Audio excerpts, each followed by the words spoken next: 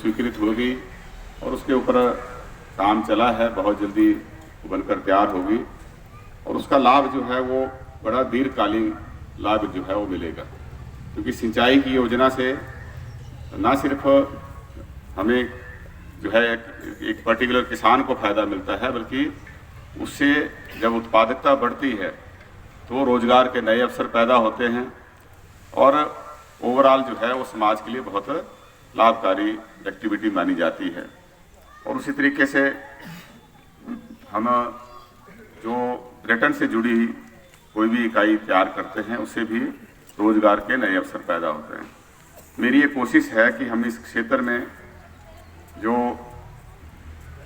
हमारा बघेड़ से लेकर पनोह के बीच का इसके आसपास का क्षेत्र है, यहाँ पे कोई बस अड्डा जो है वो बनाएं।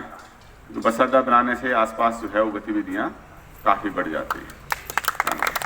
और दूसरा मैंने एक प्रपोजल जो है ये भी दी है कि लाहौर में एक हमारा बड़ा पर्यटन केंद्र बन रहा है, इसके ऊपर लगभग 150 करोड़ रुपए खर्च होंगे। 55 करोड़ के टेंडर भी हो गए हैं और बाकी का जो काम है उसकी ज़मीन की जो ट्रांसफ़र करने की प्रक्रिया है वो चली है। बहुत शीघ्र उसकी भी जो है प्रक्रिया पूरी होगी और उसके ऊपर भी जो है काम शुरू होगा। एक हम हेलीपोर्ट का भी यहाँ पे लाहौर में ही निर्माण करें, जिसके लिए 5 बीघा जमीन जो है के पास रहती थी, वहाँ भी उसको बेचारी को निकाल दिया, तो उसके लिए ज़मीन का प्रबंध किया। तो कल ही जो है उसके नाम पे ज़मीन कर दी है, उसको घर बनाने के लिए भी सरकार पैसा मुहैया कराएगी और उसको पूरी तरह से उसकी जो है वो सपोर्ट जो है सरकार की तरफ से उसको की जाएगी।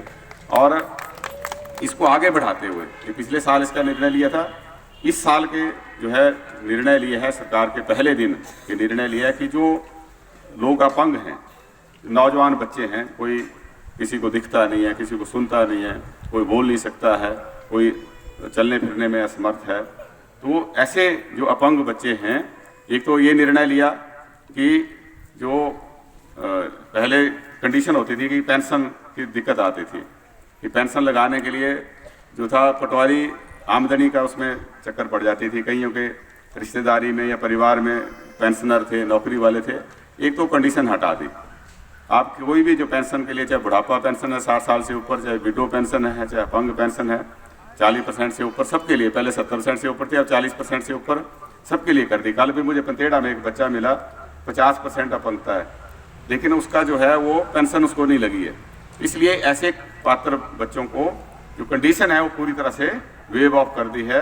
चाहे बुढ़ापा पेंशन है, उसमें कोई आमदनी का कोई क्राइटेरिया नहीं रखा है। तो ऐसे पात्र लोगों को, हजारों लोगों को इसका लाभ मिलना शुरू हो गया है। तो ऐसा आपकी नज़र में हो तो उसको भी आप है वो उस श्रेणी में लाने का प्रयास कर सकते हैं और उसको लाभ मिलेगा। हमारा यहाँ पे एक बायोडाइवर्सिटी पार्क बनाया जाए, जहाँ जो पर्यावरण से जुड़ी हुई पशु पक्षी जीव जंतु उनके संरक्षण का भी काम होगा और वो पर्यटकों के लिए आकर्षण का केंद्र भी होगा। हम इसको लाहौर से पनोह से ऊपर जो धार का इलाका है उसको उसमें लेना प्रस्तावित किया है।